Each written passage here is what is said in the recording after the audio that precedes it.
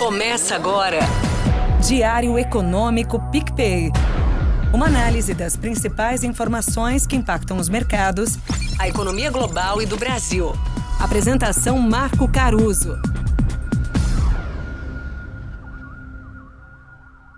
Fala, turma, bom dia. Hoje é terça, 11 de junho e este é o seu Diário Econômico. Os mercados abriram a semana sensíveis com o noticiário político daqui e de lá de fora. O nosso dólar chegou a fletar com 5,40, mas acabou aliviando num famoso Fontes, dizendo que o ministro Haddad vai levar um plano B de ajuste fiscal para o presidente Lula, com controle de gastos agora. E aí o nosso juro fechou 10 a 15 pontos menor. Essa apuração do Estadão cita as 3 despesas que eu dei destaque no episódio de ontem, justamente quando eu discuti as incertezas do nosso fiscal. Diz a notícia que o plano tem medidas como a imposição do teto do arcabouço, também para as despesas que hoje são vinculadas ao salário mínimo e para os pisos da saúde e da educação.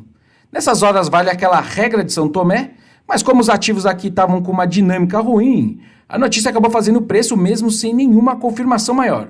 Precisa ver então se existe o plano de fato e se existe apetite político em um ano de eleição e dadas as pesquisas eleitorais. De qualquer forma, se for por aí mesmo, seria uma guinada importante e com potencial de reduzir bem a percepção de risco.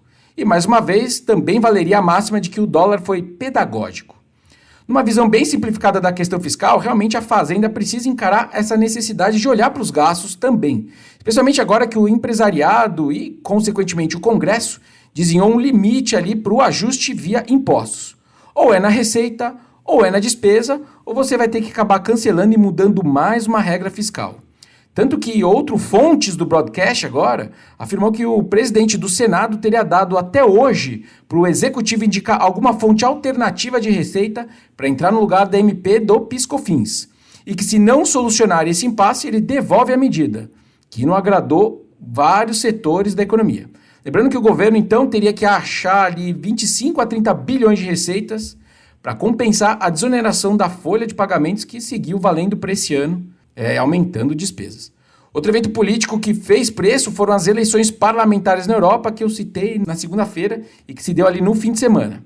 As bolsas da região sentiram mais que a moeda, com os juros futuros piorando de 5 a 10 pontos. O Banco Central Europeu tinha acabado de cortar juros e agora o prêmio de risco político europeu joga um elemento extra de complexidade na equação deles. Talvez eles prefiram, então, dar mais uma pausa nesse ciclo que mal começou de corte de juros durante esse verão, para quem sabe voltar em setembro ou depois a cortar juros. Inclusive a aposta do Macron de dissolver o parlamento complica porque a França tem um sistema de 2 turnos nessa votação, então deixa uma certa imprevisibilidade por mais tempo. Para o dia agora, os destaques ficam com a inflação nossa, às 9 da manhã, e a inflação chinesa na virada do dia, que segue ali em deflação no atacado e um pouco acima de zero no caso do consumidor, tudo isso em termos anuais. Já a nossa projeção para o IPCA, de 0,39%, dá um desvio padrão abaixo da mediana dos analistas, que estão estimando uma alta de 0,42%. Se a gente tiver certo, o índice então provavelmente atingiu a mínima do ano em abril, em 3,7% em termos anualizados, e agora voltaria a subir para 3,9% em maio. Dito isso, o quadro inflacionário ainda é saudável para o curto prazo, com métricas ali importantes de núcleos oscilando mais perto da meta de 3%. A principal exceção segue sendo os serviços, que está rodando perto de 5% e com poucos motivos para ceder a partir dali. Para terminar, acho importante citar 2 pontos positivos. O primeiro é a volta das revisões de crescimento de PIB para cima no Boletim Focus para esse ano. A gente tinha essa suspeita de que esse viés de alta ia voltar em breve.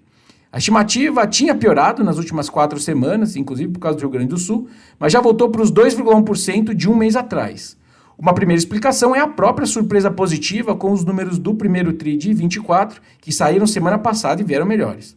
Mas tem um ponto para a gente também ficar de olho. Alguns dados diários que monitoram a atividade no Rio Grande do Sul sugerem uma retomada dos gastos das famílias com bens, tanto com bens de menor valor agregado, como com veículos, motos e partes.